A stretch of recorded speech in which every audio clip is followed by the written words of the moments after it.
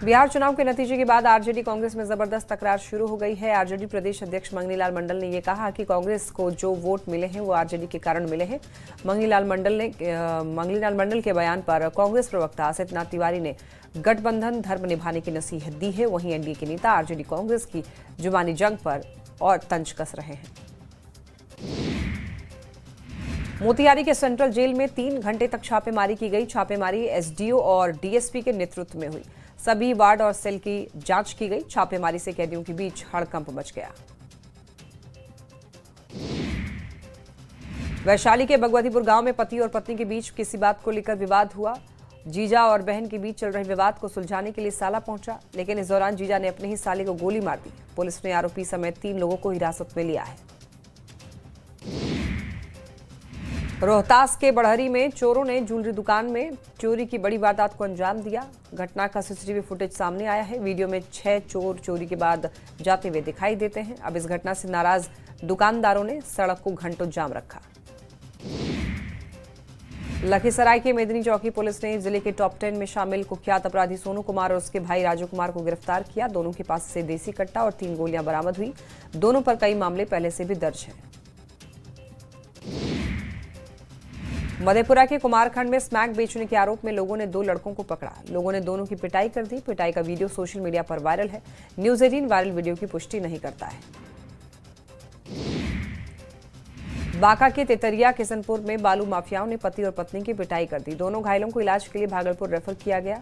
घायलों ने आरोप लगाया कि बालू माफिया मिथिलेश यादव और बल्ली यादव ने पिटाई की। दोनों ने अवैध बालू खनन की सूचना पुलिस को देने की आशंका पर मारपीट की।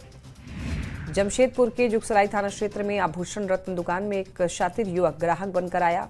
मौका मिलते ही कीमती पत्थर लेकर फरार हो गया। रत्नों की अनुमानित कीमत 10 लाख से 12 लाख रुपए आंकी जा रही है।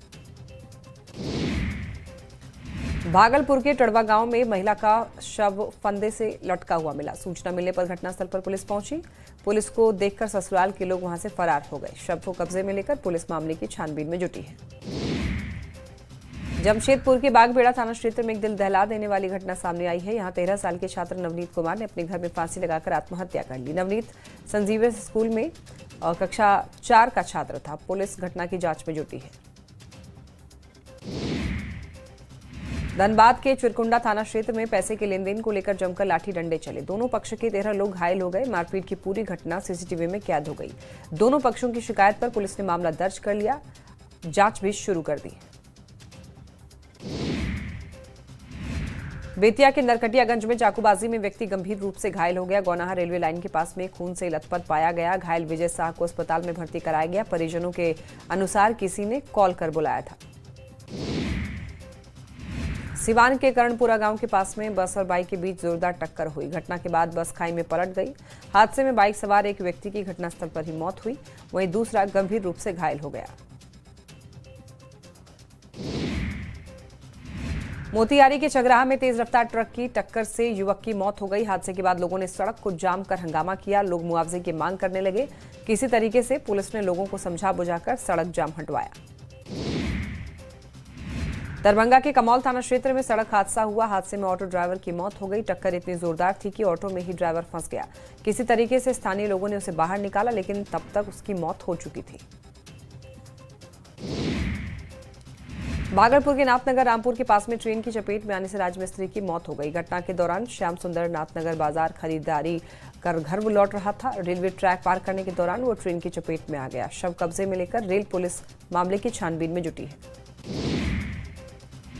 बाढ़ के ओंटा में स्कूल की बस ने बिजली के पोल में टक्कर मार दी। बस पोल में फंस गई। घटना के दौरान बस में कई बच्चे वहां पर मौजूद थे। स्थानीय लोगों ने किसी तरीके से बच्चों को बाहर निकाला।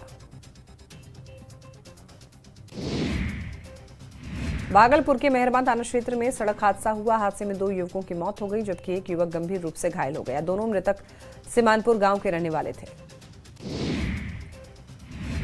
सीवान में पुलिस की कार्यशैली से नाराज व्यवसायियों ने सड़क जाम कर विरोध प्रदर्शन किया। सीवान टारी बाजार में 2 दिन पहले ज्वेलरी दुकान में लूटकांड को लेकर पुलिस ने 6 बदमाश को गिरफ्तार किया।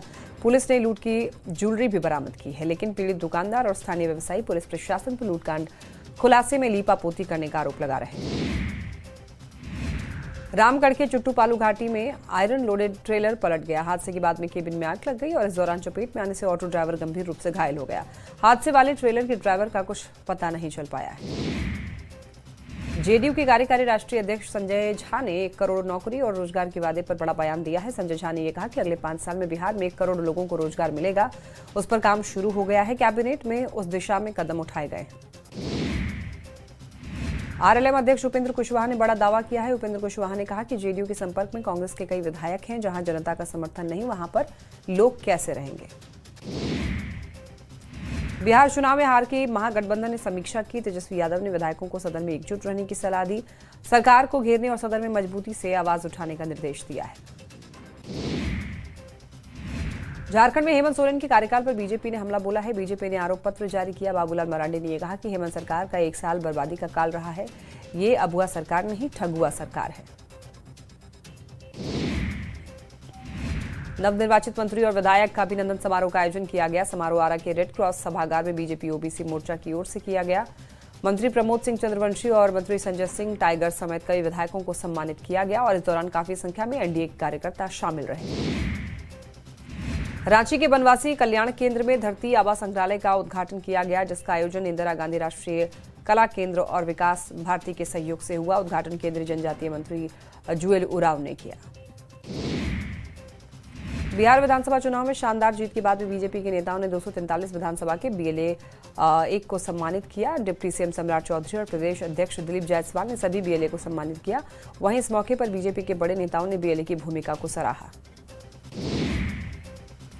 लोकसभा के पूर्व उपाध्यक्ष और पद्म भूषण से सम्मानित कड़िया मुंडा की तबीयत खराब है। उनका इलाज रांची के ऑर्किड अस्पताल में चल रहा है। केंद्रीय रक्षा राज्य मंत्री संजय सेठ ने अस्पताल जाकर उनकी सेहत का हालचाल लिया।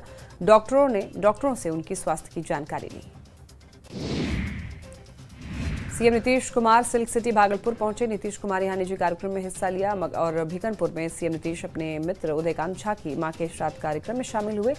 सीएम नीतीश ने उदयकांत झा की मां को फूल माला चढ़ाकर श्रद्धांजलि दी। रांची में भारत और दक्षिण अफ्रीका के बीच खेले जाने वाले ओडीआई मुकाबले के लिए झारखंड सरकार और जिला प्रशासन ने अपनी पूरी तैयारी कर ली है। मैच को लेकर खेल मंत्री ने कहा कि हम लोगों ने अपनी पूरी प्रशासनिक मदद इस मैच के लिए जेएससीए को दे दी है और ये मैच झारखंड के लिए गर्व की बात है। राज्य सरकार इसमें पूरा सहयोग दे रही है।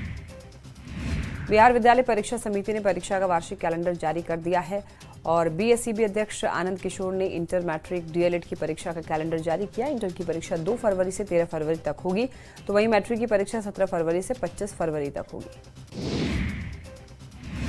सिवान के एमएच नगर थाना में जनता दरबार का आयोजन किया गया। जनता दरबार में जमीन संबंधित कई विवादों का निपटारा किया गया। आपसी सहमति से कई मामलों पर सहमति बनी और इस दौरान थानेदार और सीओ मौजूद रहे।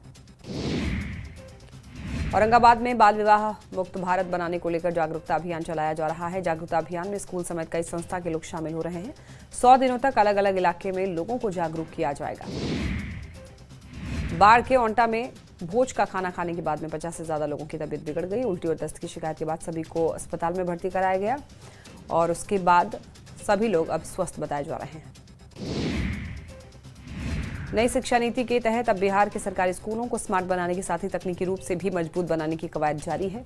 अब सरकारी स्कूल के बच्चे भी रोबोटिक और एआई तकनीक से पढ़ाई कर सकें, इसको लेकर शिक्षकों को ट्रेन करने का काम भी शुरू हो चुका है और एससीईआरटी और यूनिसेफ की तरफ से राज्य के सभी 38 जिलों के कंप्यूटर साइंस और साइंस के चुनिंदा शिक्षकों को ट्रेनिंग दिया जा रहा है। चाईबासा के कई क्षेत्रों में जंगली हाथियों का उत्पात बढ़ता जा रहा है। मझगांव में एक महिला पर हाथी ने हमला कर दिया। चीख पुकार सुनकर उसका पति मौके पर पहुंचा तो हाथी ने उस पर भी हमला कर दिया। दोनों किसी तरीके से अपनी जान बचाकर भागे। हाथी के हमले में दोनों को चोट आई है। सीमा सुरक्षा बल 1 दिसंबर को अपना 61वां स्थापना दिवस मना रहा है। हजारीबाग के मेरू स्थित बीएसएफ प्रशिक्षण केंद्र और विद्यालय का देश की सुरक्षा में अहम योगदान रहा है। 1966 में स्थापित इस केंद्र ने अब तक 63,956 जवानों को प्रशिक्षित किया है, जिनमें मंगोलिया, नेपाल, बांग्लादेश और फिलिस्तीन के 415 सैनिक भी शामिल हैं। सीतामढ़ी के अलग अलग थानों में जनता दरबार का आयोजन किया गया। जमीन संबंधित कई मामलों का निपटारा हुआ। बिहार सरकार के निर्देश पर हर शनिवार को यहां पर थाना में जनता दरबार लगाने का निर्देश दिया गया है।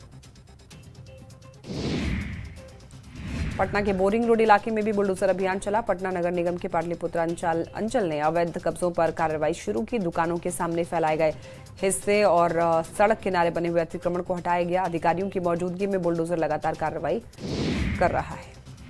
मुजफ्फरपुर में अवैध अतिक्रमण के खिलाफ बुलडोजर कार्रवाई जारी है और माड़ीपुर इलाके में अतिक्रमण हटाने के दौरान लोगों ने विरोध भी किया। स्थानीय लोगों ने बुलडोजर के चक्के की हवा ही निकाल दी, तोड़फोड़ भी किया। बताया जा रहा है कि नाराज लोगों ने बुलडोजर के ड्राइवर की पिटाई भी कर दी। बोधगया में अंतर्राष्ट्रीय त्रिपिटक पूजा से पहले प्रशासन ने बुलडोजर कार्रवाई की। फुटपाथ से अतिक्रमण को हटाया गया। नगर परिषद ने शहर को जाम और अव्यवस्था से मुक्त कराने की दिशा में बड़ी कार्रवाई की। दरअसल इस बार देश विदेश से करीब 20,000 से अधिक तीर्थयात्री बोधगया पहुंचने वाले हैं और उससे पहले अतिक्रमण पर कार्रवाई जारी है। 30 नवंबर को होने वाली रांची वनडे मैच को लेकर के क्रिकेट फैंस का उत्साह काफी ज्यादा है। मैच को लेकर आंध्र प्रदेश, ओडिशा और त्रिपुरा समेत दूर दराज से क्रिकेट प्रेमी मैच देखने रांची पहुंच चुके हैं। धनबाद में 2023 में निकाली गई 1478 होमगार्ड जवानों की बहाली की प्रक्रिया फिर से शुरू हो गई है। त्रुटिपूर्ण आवेदन करने वाले अभ्यर्थी की सूची प्रकाशित की गई है। उम्मीदवार 10 दिसंबर तक नई समाहरणालय भवन में त्रुटियों को सुधार सकते हैं। त्रुटि सुधार के बाद में आवेदक फिर से आवेदन कर सकेंगे। रांची में 30 नवंबर को होने वाले पहले वनडे से एक दिन पहले टीम इंडिया ने अपना लास्ट प्रैक्टिस सेशन पूरा किया। कोच गौतम गंभीर के नेतृत्व में हुए इस नेट प्रैक्टिस सेशन में सभी खिलाड़ी मौजूद रहे। मैच से पहले अपनी तैयारी को अंतिम रूप दिया गया। बोकारो के सेक्टर 1 में डीएमएफटी न्यास परिषद की बैठक हंगामेदार रही। बोकारो में डीएमएफटी फंड में हुई 500 करोड़ की गड़बड़ी और भ्रष्टाचार के खिलाफ उपस्थित सभी जनप्रतिनिधियों ने आवाज उठाया और इस मामले की जांच कराने का आदेश पारित कर दिया। दोषी अधिकारी पर कार्रवाई की बात कही गई। धनबाद के बागड़ा पंचायत के ग्रामीण आजादी के इतने साल बाद भी सड़क और पुलिया की सुविधा से वंचित हैं। बच्चों से लेकर बुजुर्ग सभी जान जोखिम में डालकर आना जाना करते हैं। ग्रामीणों के मुताबिक विधायक को कई बार जानकारी दी गई है, लेकिन अभी तक मामले पर कोई संज्ञान नहीं लिया गया। जामताड़ा के नाला प्रखंड में 3 किलोमीटर लंबी सड़क पूरी तरीके से जर्जर है। प्रधानमंत्री ग्राम सड़क योजना के तहत 2018 में बनी ये सड़क अब यहां पर बड़े बड़े पत्थरों और गड्ढों से भर गई है, जिससे राहगीरों को काफी परेशानियों का सामना करना पड़ रहा है। जमशेदपुर के भुइयाडीह में बुलडोजर कार्रवाई का जोरदार विरोध किया गया। 3 दिन पहले जिला प्रशासन और जुस्को ने अतिक्रमण हटाने की कार्रवाई की थी, जिसके विरोध में बस्तीवासियों ने प्रदर्शन किया। हजारों की संख्या में लोग पैदल मार्च कर उपायुक्त कार्यालय पहुंचे और कार्रवाई को गलत बताया। गुमला में सहायक आचार्य नियुक्ति पत्र मिलने के बाद में यहां पर सदर अस्पताल में अभ्यर्थियों की भारी भीड़ उमड़ पड़ी। सुबह से महिला और पुरुष अभ्यर्थी मेडिकल जांच के लिए लाइन में खड़े रहे। इस भीड़ के कारण ग्रामीण क्षेत्रों से इलाज कराने आए मरीजों को परेशानी उठानी पड़ी। जनरल काउंटर पर अभ्यर्थियों की जांच चल रही थी।